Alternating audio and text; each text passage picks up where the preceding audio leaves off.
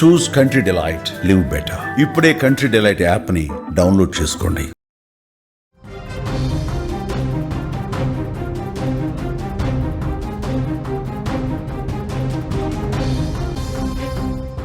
Big breaking news చూస్తున్నాం. కూకట్పల్లి బాలిక హత్య కేసులో ఇంకా మిస్టరీ వీడలేదు. 40 మందికి పైగా పోలీసులు విచారించారు. తల్లిదండ్రులను కూడా విచారించారు పోలీసులు.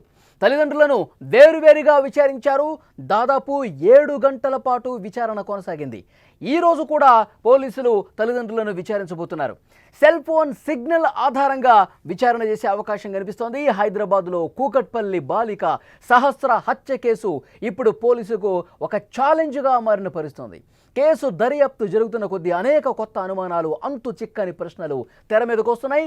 4 రోజులుగా పోలీసులు దర్యాప్తు చేస్తున్నా ఇప్పటికీ నిందితుడి ఆచూకీ లభించకపోవటం, హత్యకు గల కారణాలు తెలియకపోవటం ఈ కేసును మరింత క్లిష్టంగా మార్చింది. సహస్రను ఎవరు చంపారు? నిందితుడు అసలు ఎక్కడున్నాడు? ఈ ప్రశ్నలకు సమాధానాలు దొరకటం లేదు. ఈ మిస్టరీని ఛేదించడానికి 5 ప్రత్యేక పోలీసు బృందాలను ఏర్పాటు చేసి దర్యాప్తును ముమ్మరం చేసినటువంటి పరిస్థితి ఉంది. అయితే పోలీసులు చాలా స్పష్టంగా చెప్తున్నారు, తెలిసిన వ్యక్తే, ఈ కుటుంబానికి అత్యంత సన్నిహితంగా ఉన్న వ్యక్తే హత్యకు పాల్పడ్డాడు అన్నది చెప్తూ ఉన్నారు. ఈ కేసు దర్యాప్తులో పోలీసులు అనుమానితుల జాబితాలో 40 మందిని గుర్తించారు. ఆ 40 మందిని పిలిచారు. ఆ 40 మందిని విచారించారు. కానీ ఎలాంటి క్లూ అనేది లభించలేదు. ఇప్పుడు పోలీసుల దృష్టి ప్రధానంగా సహస్ర తల్లిదండ్రుల మీద పడింది. నిన్న పోలీసులు సహస్ర తల్లిదండ్రులను కూకట్పల్లి పోలీస్ స్టేషన్కి పిలిపించి విచారించారు. 7 గంటల సేపు వాళ్ళని వేరువేరుగా ప్రశ్నించిన పరిస్థితి. ఈరోజు కూడా విచారణ అదేవిధంగా కొనసాగే అవకాశం ఉంది.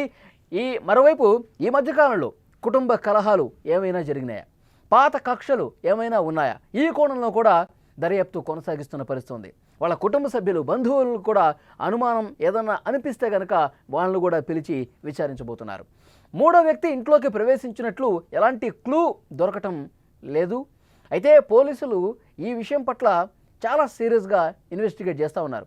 అసలు ఒక్కటంటే ఒక్క క్లూ కూడా దొరకలేదు. బయట నుంచి ఏ వ్యక్తి కూడా లోపలికి వెళ్ళినట్టుగా ఆనవాళ్ళు కనిపించట్లేదు. సో దీని మీద ప్రత్యేకంగా ఫోకస్ పెట్టారు. ఇంట్లో ఉన్న వాళ్ళే, ఆ బిల్డింగ్లో ఉన్న వాళ్ళే అని పోలీసులు చాలా బలంగా నమ్ముతున్న పరిస్థితి. తమకు ఎవరిపైన అనుమానం లేదని చెప్తున్నారు తల్లిదండ్రులు. ఎవరితో అసలు ఈ మధ్యకాలంలో గొడవే పడలేదని తల్లిదండ్రులు చెప్తున్నారు. పోలీసులు ఈ విషయాలన్నీ తెలిసిన తర్వాత ఎటువంటి నిర్ణయానికి రాలేకపోతున్నారు. ఈ నేపథ్యంలో పోలీసులు ఈ కేసును మరింత లోతుగా దర్యాప్తు చేస్తున్నారు. సెల్ ఫోన్ సిగ్నల్స్ ఆధారంగా కూడా పోలీసులు దర్యాప్తు చేస్తున్నారు. నిందితుడిని గుర్తించడానికి ఆధునిక సాంకేతికత కూడా ఉపయోగిస్తున్నటువంటి పరిస్థితి ఉంది. అయితే హత్య జరిగిన భవనంలోని మిగతా ఎవరైతే అద్దెకుంటున్నారో, అలాగే పరిసర ప్రాంతాలు ఎవరైతే స్థానికులు ఉన్నారో వాళ్ళను కూడా పోలీసులు క్షుణ్ణంగా ప్రశ్నించారు. ఈ కేసులో సాధ్యమైనన్ని ఎక్కువ ఆధారాలు సేకరించడానికి పోలీసులు ట్రై చేస్తున్నారు. అన్ని కోణాల్లో పరిశీలిస్తున్నారు. చిక్కుముడిని విప్పటానికి శాయశక్తిలో ప్రయత్నం చేస్తున్నారు. ఎంతో ఛాలెంజింగ్గా మారిన ఈ కేసు మిస్టరీ ఎప్పుడు వీడుతుందో, నిజమైన నిందితుడు ఎప్పుడు పట్టుబడతాడో కూడా అర్థం కాని సిచ్యువేషన్ కనిపిస్తోంది. అనుమానం ఉన్న ప్రతి ఒక్కరిని విచారిస్తున్నారు. అన్ని కోణాల్లో దర్యాప్తు చేస్తున్నారు. నిన్న 7 గంటల సేపు విడివిడిగా విచారించారు తల్లిదండ్రులు ఎప్పుడు వాళ్ళు విధులకు వెళ్ళారు. ఉదయం 9 గంటల నుంచి మధ్యాహ్నం 1 గంట వరకు ఉన్నటువంటి సీసీ ఫుటేజీలు పరిశీలించిన తర్వాత ఎవరూ బయట వ్యక్తులు లోపలికి రాలేదని చెప్పి నిర్ధారించుకున్న తర్వాత తల్లిదండ్రులు ఇద్దరిని కూడా వేరువేరుగా కూర్చోబెట్టి చాలా కీలకమైన ప్రశ్నలు వాళ్ళని వేసినట్టుగా తెలుస్తోంది.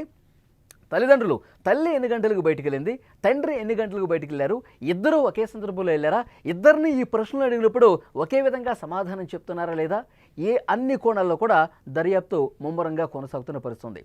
ముందుగా చూసింది తండ్రే. ముందుగా ఈ విషయం చూసి కింద ఆ అపార్ట్మెంట్లో ఎవరైతే అద్దెకుంటున్నారో ఆ కుటుంబాలకు కూడా చెప్పింది తండ్రి. ఆ తర్వాత పోలీసులకు ఇన్ఫామ్ చేసింది తండ్రి. తర్వాత ఈ కుటుంబానికి అత్యంత దగ్గరగా ఉన్న వాళ్ళకి ఈ సమాచారం పంపించింది తండ్రి. తల్లికి కూడా చెప్పింది తండ్రి. కాబట్టి ముందుగా ఈ విషయానికి సంబంధించి తెలిసింది తండ్రి. కాబట్టి తండ్రిని చాలా ప్రత్యేకంగా ఒక గదిలో కూర్చోబెట్టి విచారిస్తున్న సమాచారం వస్తుంది. మీకు ఇంకా ఎవరి మీదైనా అనుమానం ఉందా? మీరు ఒక మెకానిక్గా పనిచేస్తూ ఉన్నారు. మీ దగ్గరికి ఎంతోమంది పనులు చేయించుకోవడానికి వస్తూ ఉంటారు. మీ కుటుంబ సమాచారం ఏమైనా మీ షాప్ దగ్గరికి వచ్చే వాళ్ళకి ఏమైనా తెలుసా? ఇంటి విషయాలు ఏమైనా ఇతరులతో పంచుకున్నటువంటి పరిస్థితి ఉందా? ఇంకా మీ బంధువులు ఎవరితో ఈ మధ్యకాలంలో ఏమైనా గొడవలు పడ్డ సందర్భం ఉందా? మీకేమైనా ఆర్థిక లావాదేవీలకు సంబంధించి ఏమైనా సమస్యలు ఉన్నాయా? ఎవరికైనా మీరు అప్పు ఉన్నారా? లేదంటే ఎవరి దగ్గరైనా మీరు అప్పు తీసుకున్నారా? సో ఈ అన్ని కోణాల్లో ఇటు ఒకవైపు ఆర్థిక పరంగా కుటుంబ సభ్యులకు సంబంధించిన ఇన్ఫర్మేషన్ అడుగుతున్నారు, బంధువుల్లోకి సంబంధించిన ఏమైనా అనుమానం ఉంటే అడుగుతా ఉన్నారు, అలాగే ఆ షాప్కి రెగ్యులర్గా వచ్చిపోయే వాళ్ళకి సంబంధించిన సమాచారం అడుగుతున్నారు. ఆ షాపులో ఎంతమంది పనిచేస్తారు, ఎంతమంది ఉంటారు, అందులో యువకులు ఎవరైనా ఉన్నారా? ఈ అన్ని కోణాల్లో దర్యాప్తు చేస్తున్నారు. కానీ ఇంతవరకు ఎలాంటి ఆధారం లభించలేదు. అనుమానం చాలామంది ఉంది. 40 నుంచి 50 మందిని పిలిచారు, పోలీస్ స్టేషన్కి పిలిచారు, విచారిస్తూ ఉన్నారు, వాళ్ళు కాల్ డేటా పరిశీలిస్తూ ఉన్నారు. కానీ ఇంకా ఎలాంటి ఆధారం దొరకని పరిస్థితుంది. మరోవైపు కాల్ డేటాను కూడా చాలా నిశితంగా పరిశీలిస్తూ ఉన్నారు. కాల్ గత 2-3 రోజులుగా హత్య జరిగింది సోమవారం రోజు. సోమవారానికంటే 2-3 రోజుల ముందు రెగ్యులర్గా ఎవరితో టచ్లోకి వెళ్ళారు, ఎవరితో మాట్లాడారు, ఎంతసేపు మాట్లాడారు, ఏ విషయాలు మాట్లాడారు, అవన్నీ కూడా పరిశీలిస్తూ ఉన్నారు, క్రాస్ చెక్ చేస్తూ ఉన్నారు. మరోవైపు తల్లి ఒక ఆసుపత్రిలో ల్యాబ్ టెక్నీషియన్గా పనిచేస్తుంది. ఆ ల్యాబ్లో పనిచేస్తున్నటువంటి సిబ్బంది, ఈమెతో క్లోజ్గా ఉన్నవాళ్ళు ఎవరైతే ఉన్నారో వాళ్ళతో కూడా మాట్లాడుతున్నారు, వాళ్ళను కూడా అనుమానించి పిలుస్తున్నటువంటి పరిస్థితి. ఇప్పటికప్పుడు ఈ రోజుకైతే ఎలాంటి క్లూ లభించని పరిస్థితి, ఒక చిక్కుముడి కనిపిస్తుంది, ఒక ఛాలెంజింగ్గా పోలీసులకి ఈ కేసు మారిన పరిస్థితి ఉంది. సో డెఫినెట్గా ఎట్టి పరిస్థితుల్లో ఛేదిస్తామని చెప్తున్నారు. తల్లిదండ్రులను కూడా ఏదో లైట్గా తీసుకునే అవకాశం లేదని కూడా పోలీసులు చెప్తూ ఉన్నారు. ఏమైనా కావచ్చు, తల్లిదండ్రుల మీద కూడా అవసరమైతే అనుమానం వ్యక్తం చేసి ఆ కోణంలో కూడా చాలా బలంగా ప్రశ్నిస్తామని పోలీసులు చెప్తూ ఉన్నారు. సో ఏది ఏమైనప్పటికీ వాస్తవం వెలుగులోకి రావాలి. తప్పు చేసింది ఎవరో తెలియాలి, హత్య చేసింది ఎవరో తెలియాలి, ఆ హంతకుడు ఎవరన్నది ఎట్టి పరిస్థితుల్లో కనిపెట్టి తీరుతామని పోలీసులు చాలా స్పష్టంగా చెప్తున్నటువంటి పరిస్థితి. ఒకరోజు లేట్ అవుతుందేమో, 2 రోజులు లేట్ అవుతుందేమో, కానీ పట్టుకోవటం మాత్రం పక్కా అని చెప్పి పోలీసులు చెప్తున్నారు. చాలా సీరియస్గా ఇన్వెస్టిగేట్ చేస్తున్నట్టుగా పోలీసులు చెప్తూ ఉన్నారు. ఇది మొత్తం పరిశీలించిన తర్వాత ఈ వీడియో చూస్తున్న ప్రతి ఒక్కరూ కూడా రియాక్ట్ అవ్వండి, స్పందించండి. 10 ఏళ్ల బాలిక సహస్రను అత్యంత దారుణంగా, క్రూరంగా ఒక కత్తి తీసుకొని మెడ భాగంలో 14 ఘాట్లు కనిపిస్తూ ఉన్నాయి, పోట్లు కనిపిస్తూ ఉన్నాయి. శరీరం మొత్తం కూడా చూసుకుంటే 20 చోట్ల బలమైనటువంటి కత్తితో చేసిన గాయాలున్నాయి. చాలా దారుణమైన విషయం. ఒక్కసారిగా హైదరాబాద్ మొత్తం ఉలిక్కి పడినటువంటి పరిస్థితి. ఇంట్లోకి ప్రవేశించిన ఆధారం కనిపించట్లా. మరి పట్టపగలు ఉదయం 10 గంటల సమయంలో ఇంట్లోకి వెళ్ళి మరి ఇంత దారుణంగా పైశాచికత్వంగా ప్రవర్తించి చంపేశారంటే చాలా దారుణం ఇది. సో పోలీసులు అందుకే ఈ కేసుని చాలా సీరియస్గా తీసుకున్నారు, అందరినీ విచారిస్తూ ఉన్నారు. మీకేం అర్థమైంది? ఎవరిని ఇంకా అనుమానించాల్సినటువంటి అవసరం ఉందని చెప్పి మీరు భావిస్తూ ఉన్నారు? కామెంట్ బాక్స్లో తెలియజేయండి.